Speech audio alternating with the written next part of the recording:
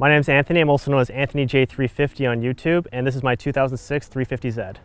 I spent forever tracking down this car, and I used a technique to bring his price down. They wanted too much money for it, and basically I kept calling it, and I kept lowballing the price, and then I'd have all my friends call it to lowball the price, because I thought the car, they wanted way too much money. Like, it's a good car, but it wasn't worth what they were asking. And the reason why I wanted so much is it was bone stock and clean, and which is hard to find for these cars. A lot of them are modified, and they're modified to a point where I don't like it, so that's why I picked this one. I built this car a little bit different. Typically, I don't buy wheels right off the bat, or if ever, because I find the factory wheels do drive better. But this case, I had to get the car to look better because we were going to bring it to smaller shows and things like that. So wheels were on top of the order. Doing the electronics obviously was the first thing, and doing supporting mods as well for the engine. Exhaust and other engine modifications didn't come till later on, but after year 2, when we got the electronics down, because that's what I do for work, then we said, okay, let's add more power to it, let's do some bolt-ons to the car, and let's get it tuned to make the car work properly. So I wanted the car to look and feel and work like it would from Nissan if I were the one to design it. I wanted to build the GT car mainly because I see myself driving this car long distances, and I didn't want to have fatigue with listening to exhaust drones. So we're at the first stage of trying to build an exhaust system that's reasonable. We're probably into the exhaust system for just around 800 bucks roughly, which is pretty cheap in my books considering it's all stainless. It's because right now for this video it has test pipes on it, the RASP is quite high. So I think for the next stage what we're going to have to do is we're going to have to do a Motordyne Y pipe that's better engineered and has a resonator and has a switchable, I can switch out the catalytic converter if I want, to be a little bit more friendly to the environment. So I think that was going to be the final iteration of the car. But the exhaust I wanted to be simple, look factory, flow really well. So I looked at parts that would either up the diameter or had smoother bends on it. Everything just had to look like it would flow better. So that's what I came up with on a budget. If I had all the money in the world, I'd probably have like a $3,000 exhaust on the car, but not everyone can afford it. The wheels and tires, they're Boston CB7s. I got 8.5 in the front, and then I have a 10-inch in the rear. Tire width is 245 in the front, 275 in the rear. I basically went off what other people were doing. I consult a lot on my350z.com, and there's a whole section there where they tell you what specs tons of people have done. So I went with specs that have been proven because I know the car's going to handle well and the car's not going to rub.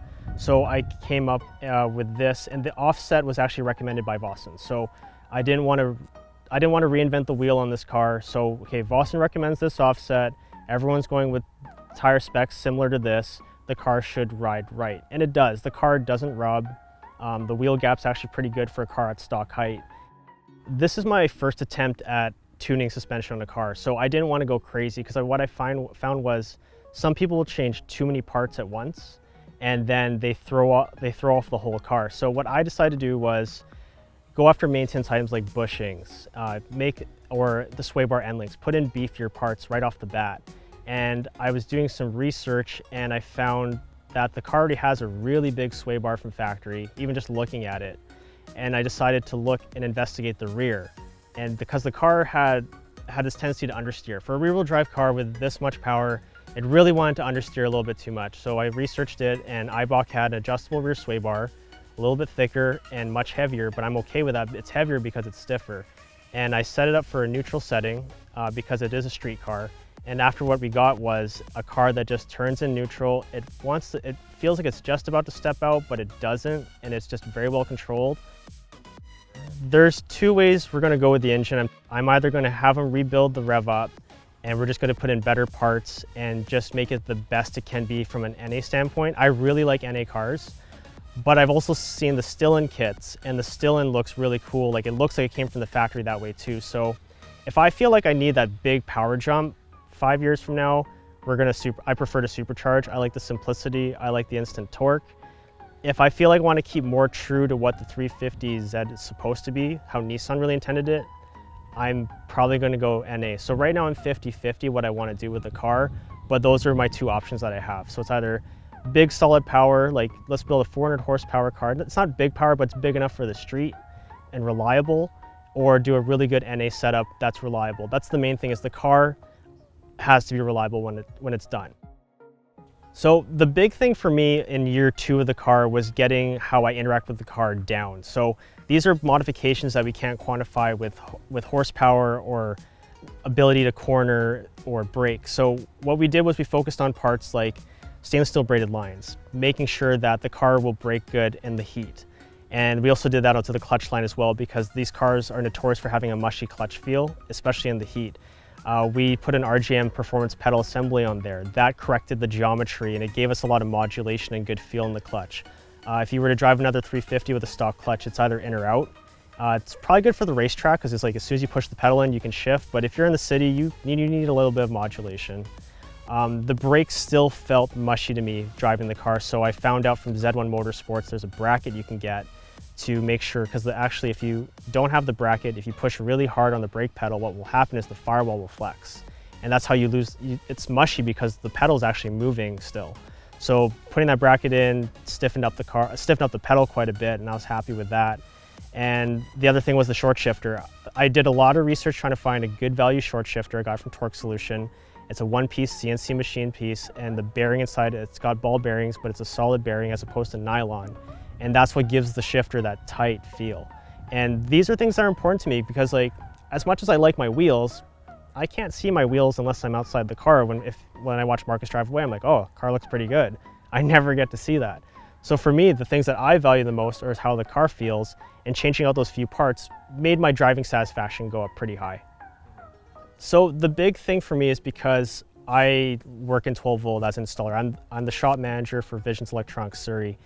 And I wanted to come into the market because I've been trying to get import guys to buy into doing 12 volt, like stereos. And I came up with, like, I always would come up with a lot of objections. Everyone would say they think it's heavy when I would say you should put a sub in your car because music just sounds better when you have a sub. It just does. So everyone thinks that the subsystems are heavy. That was the main objection. Everyone thinks I'm going to put 2 big 12s in a big heavy box and I'm going to weigh the car down like crazy. So I decided, okay, well, I'm going to get this car and I'm going to gear it for my industry to show people a different way to do it. So the first thing was I only ran 1 amp. Keep it simple, keep it light. 1 5-channel amp on the back right-hand corner where the glove box is. You know, try to like put the weight in areas where no one sits.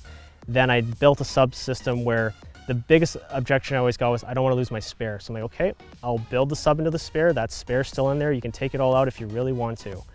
And then I wanted to get more functionality out of the car. So we have standard GPS navigation in there. We have connectivity with the USB, Bluetooth, hands-free calling. So we're updating the car to have what all the new modern cars have as well. So if you got into this car, you don't feel like you're missing out.